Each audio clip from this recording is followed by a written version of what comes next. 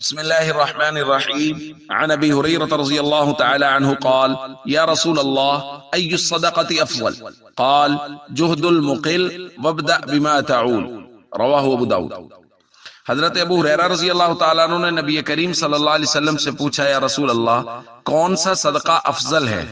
حضور علیہ الصلوۃ والسلام نے ارشاد فرمایا غریب آدمی کا اپنی محنت کی کمائی سے صدقہ کرنا سب سے افضل ہے۔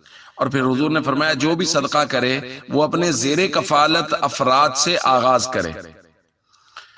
دوستو یہ بات ہم پچھلے 2 دنوں سے کر رہے ہیں کہ صدقہ میں اس بات کو نہیں دیکھنا چاہیے کہ یہ کتنا ہے، تھوڑا ہے، زیادہ ہے، بس اللہ کی رضا کے لیے جو گنجائش بن رہی ہے وہ صدقہ کر دینا چاہیے۔ اور اللہ رب العزت کی نظر میں سب سے زیادہ افضل صدقہ بھی وہی ہے جو تھوڑے مال والا کرے، یعنی جس کے پاس تھوڑا سا ہے لیکن اس میں سے بھی وہ کر دے۔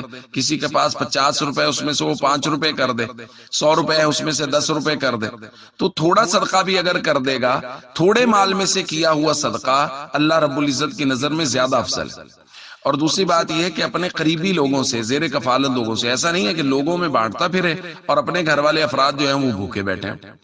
تو اس لیے ضرورت کے اس وقت میں، مشکل کی اس گھڑی میں، ہم سب کو یہ چاہیے کہ ہم سب اپنی وسعت سے کچھ بڑھ کے کوشش کریں اور اپنی اخراجات کو کچھ نہ کچھ کم کر کے لوگوں کی ضروریات کو سامنے رکھیں۔ آپ گھی کا پیکٹ لے کے دے سکتے ہیں، آپ آٹے کا ایک تھیلا لے کے دے سکتے ہیں، 5 کلو آٹا لے کے دے سکتے ہیں۔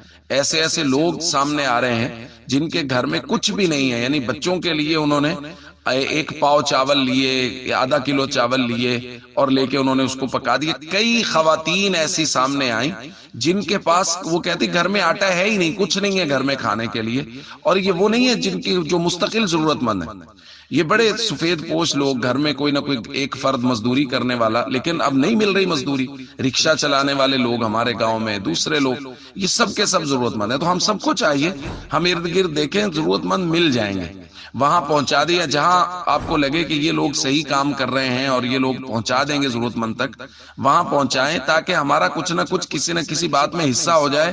اس بات کو لے کے پریشان نہ ہوں گے یار میں 100 روپے دے سکتا ہوں، میں کیسے دوں؟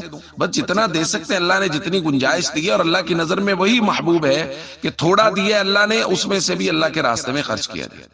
السلام علیکم ورحمۃ اللہ وبرکاتہ۔